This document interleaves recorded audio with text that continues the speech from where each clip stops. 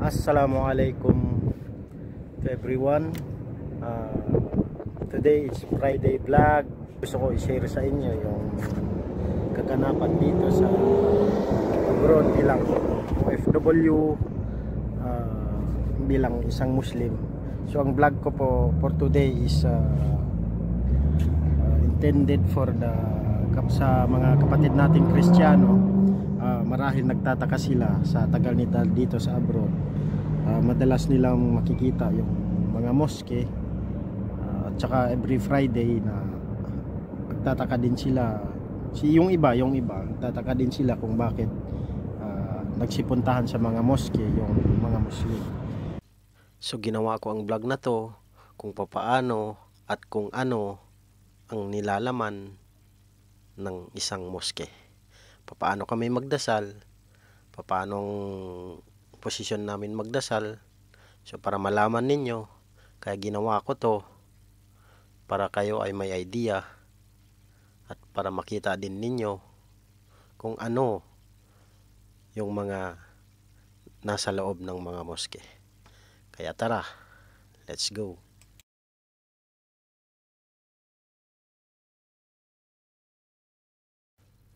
Bago nga pala tayo pumasok sa loob, ipapakita ko muna sa inyo ang kinaroroonan ko, yung napakagandang view.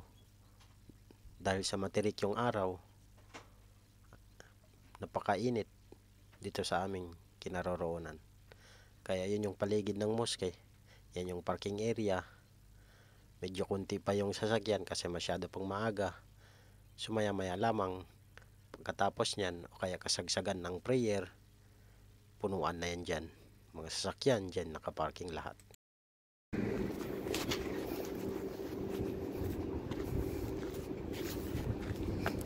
Lexus.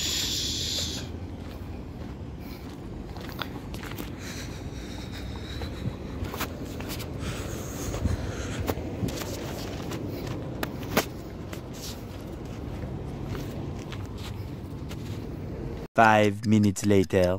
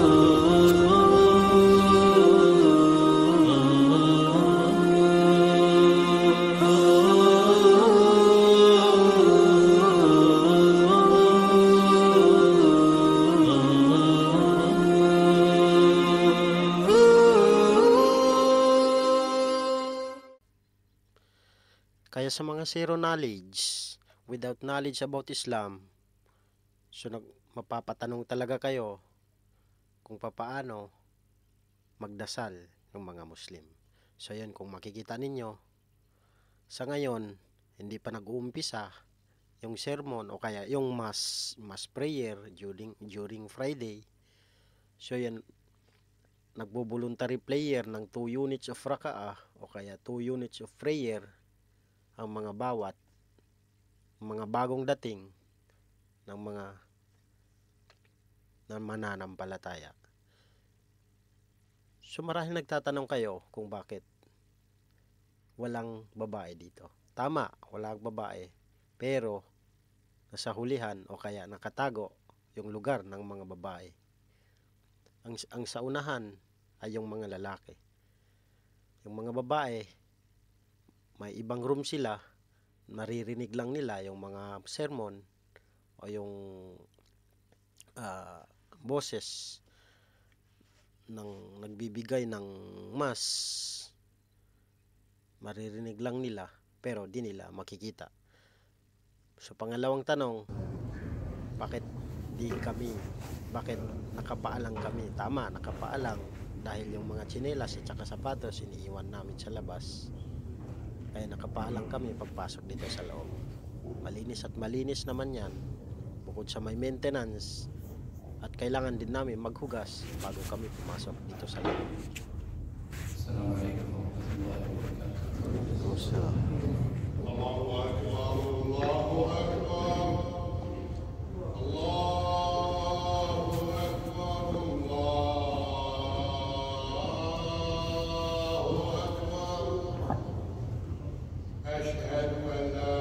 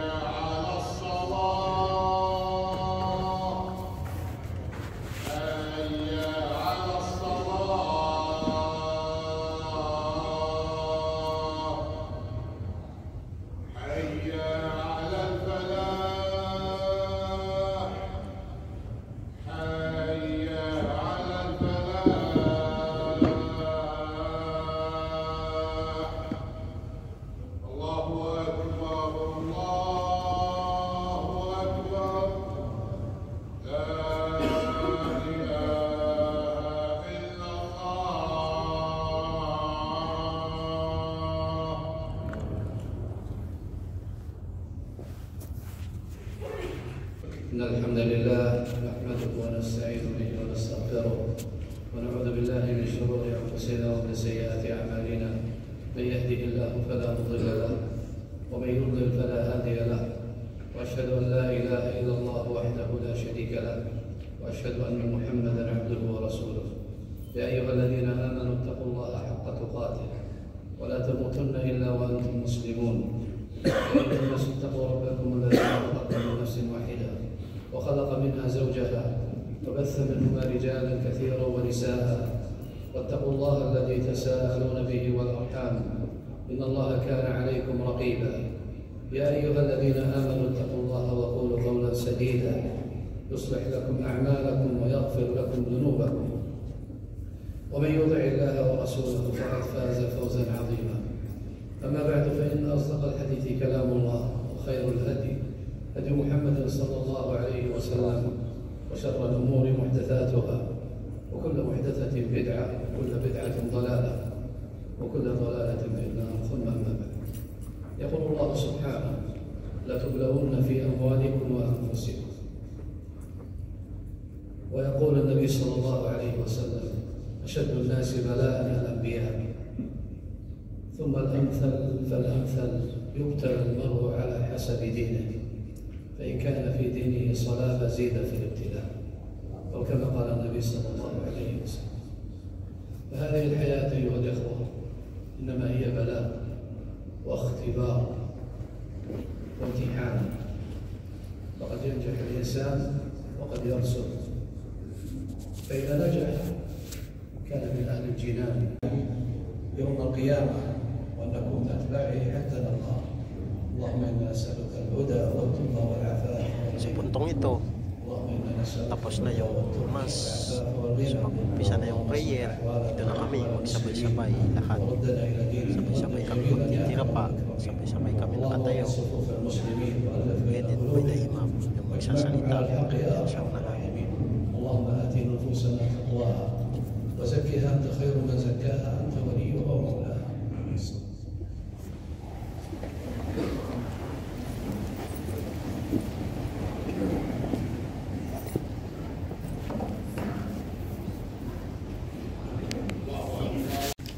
So dito naman, ito yung itsura. Kami ay tapos na nagdasal.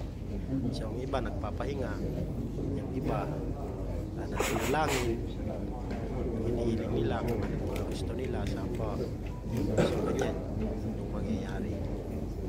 So yung iba paalis na, yung iba nagpunta rin po yun sa prayer. So yung iba nagpapahinga. So yung iba nagsashake hands, o kaya binabati nila yung isa't isa. So ganyan yung ginagawa namin mga Muslim tuwing Friday.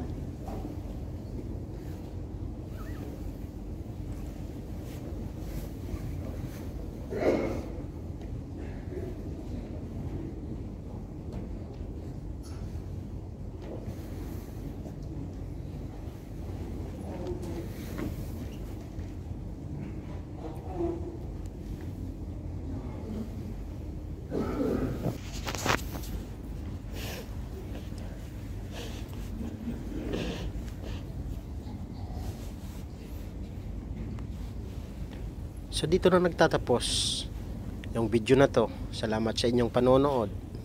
Kung may iba pa kayong katanungan, maaari kayong mag-search o kaya magtanong kayo sa mga eksperto o kaya sa mga nakakaalam tungkol sa Islam. So bago magtatapos itong video na to, gusto ko muna i-shout out ito kay The Bike Tayo. Shout out sa iyo at sana suportahan ninyo ang kanyang channel. So ito yung number 1 na nagpapa-shout out sa akin sa next vlog ko. Kaya shout out sa iyo, Lods. At huwag niyo kalimutan, suportahan natin siya at suportahan natin ang bawat isa. So hanggang dito na lang. Maraming salamat. Hope you enjoy my video. Bye bye.